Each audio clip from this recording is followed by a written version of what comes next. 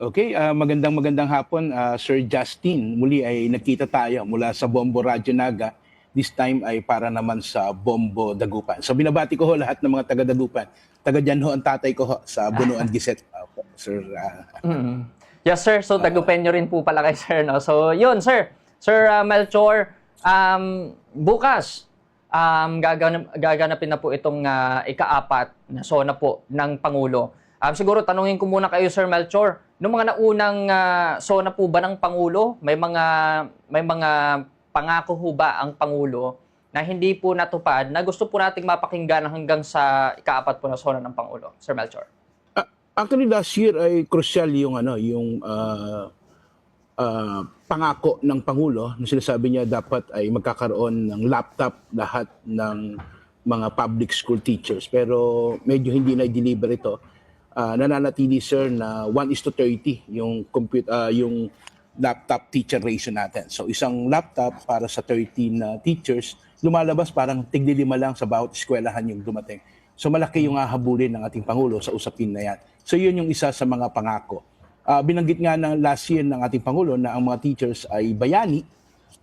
So natuwa yung maraming teachers doon. Nakala naman namin yun ay matatransform into dagdag na sahod. Pero hanggang ngayon ay nananatili na walang adjustment yung aming sahod. Maliban doon sa adjustment na sa Salary Standardization Law, which is mga increase lang na 1,000 pesos. Malayo doon sa demand ng mga public school teachers na 15,000 across the board na panawagan ng Teachers Dignity Coalition or 50,000 na entry-level salary naman na panawagan ng Alliance of Concerned Teachers. So ito yung mga pangako na hindi natupad nitong nakaraang SONA ng Pangulo. At nag-expect sana kami for this time, baka meron naman kaming marinig na bago, Sir Justin. Mm-mm. Yes, sir. So, bukod po ba dito sa 50,000 pesos na salary increase for teachers, Sir Melchor, may mga other concerns po ba tayo, sir, na dapat tutukan po ngayon ng pamahalaan at nais papakinggan dito po sa SONA ni Pangulong Marcos? Sir Justin, malaki yung concerns namin sa usapin ng pagpapataas ng budget sa edukasyon. Bagamat sinasabi ng ating Pangulo nitong nakaraan na historic yung increase ng budget ng DepEd kasi nasa 1.3 trillion ito for 2026. Pero nananatiling kulang ito kumpara doon sa dinidemand ng international standard which is ng UNESCO. Lumalabas dapat 6% ng gross domestic product natin ang allotted para sa edukasyon. Pero sa ngayon nasa 3.6 something or 4% lang ito ng GDP. So malayo doon sa 6%. Bakit mahalaga yun, Sir Justin, bukod sa doon sa popondohan nito yung panawagan namin na dagdag na sweldo ng mga guro? Ang pinakamalaking salik na paglalaanan dapat ito ay para resolbahin yung maraming mga shortages ng gobyerno. Halimbawa sa classroom, nasa 165,000 yung classroom shortages natin plus 86,000 yung kakulangan ng guro. So malaking bagay yun, sir. Kaya nagsisiksikan at congested yung mga paaralan natin nga dahil sa mga kakulangan na yan. So kung paglalaanan lang ng pondo ng malaki ng gobyerno, medyo malaki yung magbabago sa edukasyon, lalo na tayo ay naharap sa krisis ngayon ng edukasyon. Di ba? Meron tayong 91% na learning poverty, mababa yung proficiency rate ng ating mga estudyante, 0.4% lang yung graduate ng senior high school. Meron tayong around 18 to 24 million, Sir Justin, na functionally illiterate. Basically, nakakabasa, pero hindi naganap na nakakaunawa. Medyo malaki yung epekto nito, gaya ng binabanggit ko, Sir Justin, nung nandun tayo sa Bombo Naga. Kasi ito yung future natin na magiging bahagi ng labor force natin. Pero kung ito ay functionally illiterate, hindi nakakaunawa sa maraming bagay, medyo malaki ho yung poproblemahin. Kaya ang panawagan namin talaga sa nananatili na laanan na ng gobyerno yung budget natin, 6% ng gross domestic product dapat nakalaan sa edukasyon. Sir Justin. Yes po, sir. Sir Melchor, eto, siguro doon na naman po tayo sa aral program. Kasi if I may recall, Sir Melchor, di ba meron po kayong nabanggit na budget for aral program, 8 billion pesos? Tama po? 9 billion actually. 9 9 billion. billion pesos. 9 billion. Malaki po ito, Sir Melchor. And upon assessment din po, sa pakikipag-ugnayan din po natin sa mga public schools, dito sa mga aral program, totoo nga po yung sinasabi ninyo, na yung mga teachers po, yung sumasalo naman po nitong aral program. Kung tatanungin naman po sila, kung may mga natatanggap po silang extra commission ba, yung parang yung budget sana nanggaling po dun sa 9 billion pesos for aral program, wala naman po umano silang nakukuha. Sir Melchor, dapat po bang mabawasan din po itong pondo? Malaki po kasi ito eh. Tapos hindi naman po pala nagagamit din po ng DepEd. Wala naman pong effort na maghanap ng mga volunteer teachers. Dapat po bang bawasan to, sir? Tapos ilagay po sa posibleng dagdag sahod ng mga guro or so on and so forth po? Actually, sir, mahigit 9 billion pesos yung allotted para sa aral program, which is mag-hire dapat yung gobyerno ng 440,000 pesos na 440,000 tutors. Ibig sabihin, yun yung paglalaanan sa around 3.6 billion yan. That's the other than is yung mga materials. Kami sir, malinaw yung demand namin sa Center for Teachers Development and Human Rights. Hindi ito i-allot para sa dagdag sahod ng guro, kundi gamitin ito. Kasi para pagaanin din yung buhay ng mga teachers. At the same time, ay increase din natin, sir, may pangangailangan talaga, sir, ng mga remediation programs sa reading, sa English at math and science na kinakailangan gawin. Ang problema natin ngayon, sir, ginagawa ito na ipinapasa lang sa regular load ng teachers. Kaya yung mga teachers at yung mga classroom advisors na sagad-sagad na sa trabaho, mas nasasagad pa ngayon kasi nga pumapasok lang ito sa kanilang dagdag na teaching load. Pero gaya na sabi nyo nga kanina, sir, hindi naman sila nababayaran. Saan nanatili kami, sir? Gamitin yung 9 billion pesos para sa aral program. Kasi, sir, kailangan talaga nating iangat kasi yung makahabol. Kasi gaya na sabi ko sa inyo kanina, sir, ito ay nagmula doon sa mass promotion program before na yung mga bata, ipinopromote mo into another grade level nang hindi sapat yung proficiency. Pero ngayon, sabi ng EDCOM to report, which is ito yung pinanggalingan ng aral program, dapat ito ay pumasok sila sa isang remediation program. Yun na nga yung ginagawa under aral program. Ang problema lang talaga, sir, ang bagal ng DepEd sa hiring ng tutors, ang bagal ng DepEd sa pagbaba ng mga materials. Kaya yung mga teachers, napapagod na sa remedial program, napapagod pa rin, sir, doon sa tinatawag nating napapagod pa rin doon sa printing ng mga materials. Doon pa lang, sir, napapagod na si teacher. Pero kami, sir, nananatili yung aming demand na gamitin ito. Labas ito, sir. Gamitin, mag-hire ng tutors.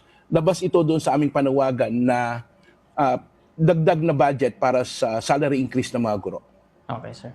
Isa rin po ba, sir, sa mga ipinapanawagan po natin na nais mapakinggan sa sonar po ng Pangulo?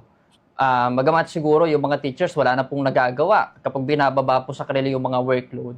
Pero isa po ba sa nais po nating mapakinggan, sir, na yung focus po ng teacher ay magturo na lang. Kung bibigyan man po sila ng karagdagang workload, siguro mga supporting ano na lang po sila. Unlike po ng mga nalas na napag-usapan po natin, sila pa po yung nangunguna doon po sa pagbibigay po ng yung sa feeding program, ganun po, no? O yung mga, anong tawag dito, yung pag-take po ng gamot, Sir Melchor. Isa po ba yan sa mga nilolook forward po natin, Sir Melchor, na mapakinggan po ngayon? Actually, sir, niling natin sa Pangulo, sa pamagitan ng DepEd, na dito, sir, bigyan ng maayos na working conditions sa mga teachers. Particularly, itanggalin na sa kanya, sir, yung mga workload na walang kaugnayan sa pagtuturo. Gaya ng binanggit nyo kanina, sir, deworming, sa 4-piece program ng DSWD, sa deworming ng Department of Health. Actually, pati nga yung mga ancillary services na limbawa, sir, ng mga clerical work na paggawa. Actually, yan, sir, ay pangangailangan. Simple lang naman yan, sir, hindi kailangan ng batas yan. Simpleng kautusan lang yan mula sa Pangulo o sa DepEd para itong mga to ay matanggal sa task ng mga teachers. Kasi, sir, nagpapabigat yan. Sabi nga namin, panawagan namin, sir, paulit-ulit ang panawagan namin dyan. Even ng Alliance of Concerned Teachers at ng Teachers Dignity Coalition, lahat nananawagan, sir, na ibalik si teacher doon sa pinakamagaling siyang gawin, which is yung pagtuturo. Para, sir, makapag-concentrate siya at kapag nakakapag-concentrate siya, mas makapagbibigay siya ng dekalidad na pagtuturo. Of course, magkakaroon ng dekalidad na edukasyon yung ating mga estudyante. Yun yung problema natin, sir. Ako, sir, simple lang yan. Gusto namin marinig sa Pangulo, once and for all, bigyan ng kautusan sa DepEd na ito ay ipatupad at palayain ang teacher sa mga trabaho na walang kaugnayan sa pagtuturo. Sir, makamusta ko po, sir. How's the status po ng mga infrastructure for Department of Education? Lalong-lalo na sa kakulangan po ng classroom na nababanggit nyo rin po kanina, Sir Melchor. gaano po ba kalaki itong kakulangan po ng classroom, sir? And so on, may mga nakikita po ba tayong ginagawa po ng pamahalaan dito po sa kakulangan po ng classroom so far, sir? So far, sir, may effort naman. Mali naman na sabihin natin walang effort yung gobyerno. Pero 165,000 kasi, sir, yung kakulangan ng classroom sa Pilipinas. So napakalaki ito. So sa nagdaang panahon, despite na nag-target sila halimbawa noong mga 2023 ng 6,000, itong 2024 ng ganito, at parang ngayon ang target is 20,000. Pero in terms ng tinatawag nating delivery, napakababa. Kasi parang noong 2023, sir, nag-target sila ng 6,000 pero ang delivery parang 125 classroom lang. So medyo mabagal yung delivery. So sinasabi natin, sir, nasa crisis tayo, may pondo naman kasi nga napondohan naman ng ito. Ang kinakailangan pabilisin ng gobyerno yung implementasyon nito. May mga ilang proposal na dyan, sir, kasi dati parang dati kasi, sir, ay nakasalalay lang sa Department of DPWH yung pagpapatayo ng mga classroom. Para ngayon ino-offer na rin ito maging sa mga tinatawag nating mga private individuals, private companies and contractors na pwedeng magtayo ng mga classroom nito kasi kinakailangan madaliin talaga, sir.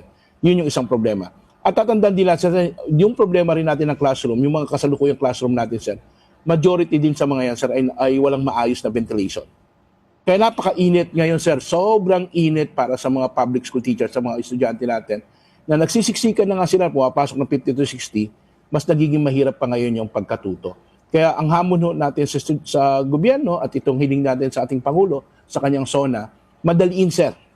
Hindi simpleng sir, may pondo naman na yan, madaliin yung mismong pagbibuild ng mga classrooms na matagal ng kailangan ng ating mga estudyante at ng ating mga guro. So, yun, may pondo naman po pala, sir. Mabagal lang po yung implementation dito po sa, yes po, sa pagpapatayo po ng mga classrooms o karagdagang classrooms po, Sir Melchor. Yes, sir, po. Yes, sir. Actually, ngayong taong 2026, parang ang tinatarget nila sa around 20,000. Malayo pa rin ito dun, sir, sa 165,000. Pero dapat yung 20,000 malang ma-deliver nila for this year. Diba? Yun din yung sinasabi halimbawa ni Senator Bam Aquino nung siya ay sa Senate Committee on Education. Sinasabi niya may pera naman na yan eh. So dapat madaliin na ng gobyerno, nasa pagpapatupad na yung pangangailangan na ito ay madaliin kasi nga kailangan Sir Justin. Hindi tayo makapaghihintay. Yes, sir. Sa figure po ba na sinasabi niyo, sir, kabilang na rin po ba dyan yung mga nasirang classroom na kailangan lang po ng rehabilitation or separate pa po yan, Sir Melchor? Actually, sir, separate pa rin ito. Kasi itong binabanggit kong dato, sir, ay batay pa sa EDCOM2 report, which is mga 1 o 2 taon na rin, sir, na outdated yan. Kaya nga actually, sir, sa datos ng iba, sinasabi nga hindi simpleng 165, parang 166,000 na yung kakulangan ng classroom. Yung huli ko nabasa sa Philippine Star. Pero kahit yan, sir, malayo pa rin yan sa backlog. Kahit pa ma-meet ng gobyerno yung target niya, matugunan na ng pamahalaan yung mga kakulangan na ito, sir. Yung tinatarget nila, malayo doon sa kailangan gawin. Pero sabi ko nga, sir, kahit man lang yung tinarget nila ngayon na minimum na dapat gawin ay magawa ho nila, Sir Justin. Yes, sir. Balikan ko po itong 50,000 pesos na isinusulong po natin, sir. Kung sinasabi niyo po, nabasa na po itong EDCOM2 report, tingin po ba natin, sir, itong panawagan po natin sa pamahalaan na itaas to 50,000 pesos na salary ay nakarating na rin po mismo sa opisina po ng Pangulo, Sir Melchor? Sa kanya namin, sir, kasi ay lalo't itong huli lang, sir, ay nabalitaan naman natin, sir, yung pagsugod ng mga miyembro ng Alliance of Concerned Teachers mismo sa harapan ng Malacanang. Kung di ako nagkakamali, ay Gate 7. So dito, sir, malamang ay naipaabot na rin sa kanya. Plus, sir, ay regular din naman ang ugnayan ng iba't ibang teachers organization at halimbawa ni Congressman Antonio Tino sa PLLO, yung tinatawag tayong Presidential Legislative Liaison Office, which is ito yung advisory office ng ating presidente para sa mga usapin ng kanyang mga legislative concerns. So dito, sir, naipaabot namin. So naipaabot na ito, sana lang, sir, ay dinggin ho ng gobyerno yung panawagan para sa dagdag na sahod ng mga guro, sir. Kasi sa totoo lang, sir, ay gaya ng binanggit ko ng mga nakaraan, 9 out of 10 ng mga teachers natin, ng mga public school teachers natin, ang sweldo ay below the living wage. So, hirap na talaga, sir. At kapag hindi natin ito, sir, mas maraming mga guro. Kasi last year lang, parang tinatansya na 40,000 na mga teachers yung nag-resign at nagretiro. Medyo ano yun, sir, malaking bahagi yon. So, pag hindi yan, sir, mauubos yung ating mga magagaling na teachers, mauobligang mag-abroad, lalo na yung mga bata-bata pa. So, hindi na tayo makakapag-attract din ng mga tinatawag namin crema de la crema o yung pinakamagagaling na pumasok sa profesyon ng pagtuturo kung ganito kababa yung sweldo ng mga teachers. Yes, sir. Sir, may mga nakuha po ba tayong response din ng mga nauna po nating panawagan itong pagtataas ng sahod ng mga guro? Kasi yung ibang uniform services nga po, sir, napagbigyan naman po sa kanilang hiling na itaas yung kanilang salary. Pero dati pong kapantayan ng mga teachers. Ngayon, nahuli po itong teachers. Ano po ba yung dinadahilan po sa atin ng pamahalaan? Bakit hindi po tayo mapagbigyan sa taas o sa panawagan po natin 50,000 pesos na salary increase po? Hindi, totoo, Sir Justin, yung mga uniform personnel na actually panahon pa ng dating Pangulong Duterte, so naiangat na yung kanilang sweldo. Pero hindi lang sila, sir, pati yung mga ating mga public nurses. So nasa salary grade 50 na sila, sa dating kaparehas lang natin nakaparehas salary grade 11 ng entry level ng mga teachers. So malaki na ho yung kaibahan ng sweldo. Kung si teachers ay nasa 30,000, so sila nasa 45,000 na. So ang laki ng kaibahan. Ngayon, ano yung factor na pangunahing sinasabi sila? Ang dami daw kasi namin. Kami mga public school teachers is halos kalahating milyon. Ay, halos 1 milyon, sir. Nasa 950,000 plus na ho yung mga public school teachers sa buong bansa. So sinasabi nila, masyadong mabigat ito kasi ganun kayo karami.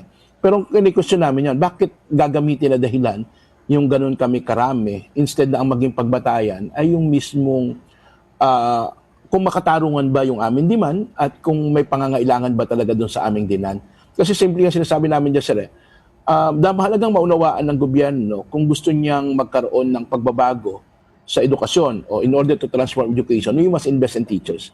Huwag gamitin, sir, na dahilan yung marami kami. Kami, dami daw, 950,000 kami o halos 1 milyon.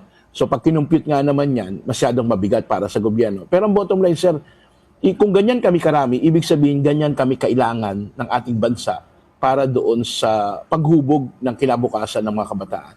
Kung ganyan kami karami, ibig sabihin ganyan din kami kahalaga. At kung ganyan kami kahalaga, hindi ba dapat mas pinapahalagahan ang mga public school teachers ng gobyerno sa pamamagitan ng pagbibigay ng sahod na nararapat para sa kanya? Paano, sir, kung ang response po ng pamahalaan dyan, sige, itaas natin yung sahod, pero masyadong malaki ang 50,000 pesos. Siguro bababaan po ng nasa 40,000 pesos. Sapat po ba yun para po sa mga teachers natin, Sir Melchor? Honestly speaking, sir, ay kami sa Center for Teachers Development and Human Rights, anumang increase, sir, ay welcome para sa amin. So, halimbawa, kung hindi kayang ibigay yung 50,000, hindi kayang ibigay yung 15,000 across the board, halimbawa, maibigay yung 10,000 pesos, ano yan, sir? Malaking bagay yan para sa mga teachers. Huwag lang wala yung kami ng setup. Kasi ito namang dinidiban namin, sir, ito naman yung aming negotiation, parang ito yung aming negotiated amount. So 50,000, 15,000 across the board, or 50,000 na entry-level position. So ano yan, sir, pwede naman kaming mag-adjust. Kung sasabihin lang ng gobyerno, ay sige, 10,000 lang yung kaya, hindi kami magkakaroon ng problema ho. Dito at least sa bahagi ho namin sa Center for Teachers Development and Human Rights. Pero wag lang, sir, wala. At wag lang din naman, sir, na mas mababa sa 10,000 pesos. Ako yun ho yung aking pagtingin dyan ho namin, Sir Justin. Yes, sir. Siguro, sir, panghuli na lamang po kung para po dito sa ating usapan, kung mismong makakaharap po ninyo ang Pangulo, Sir Melchor, ano po ba yung nais nating sabihin bago po itong SONA bukas, Sir Melchor? Malinaw sa amin, Sir Justin, kung makakaharap namin ngayon ang Pangulo, particularly ang President Bongbong Marcos Jr., ang aming panawagan, sir, ay kung nais natin, sir, na itawid ang ating bansa sa mas magandang kinabukasan, kinakailangan niyang pamuhunanan ang edukasyon.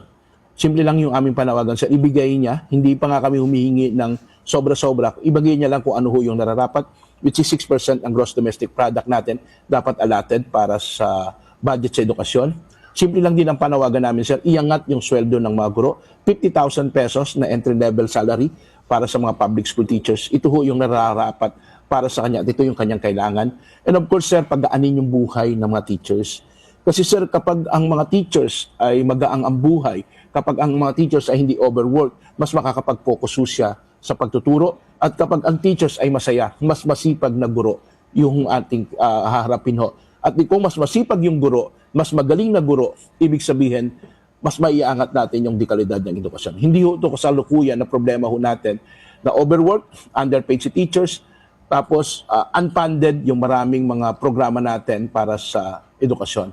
So yun lang sir, kami ang panawagan namin sa aming Pangulo. Simple lang, if we want to transform education, we must invest in teachers, we must invest in education, we must invest, gawin nating 6% yung ating budget sa edukasyon. 6% ng gross domestic product ang budget natin sa edukasyon. Yun lamang sir, Justin, mabuhay po at maraming salamat.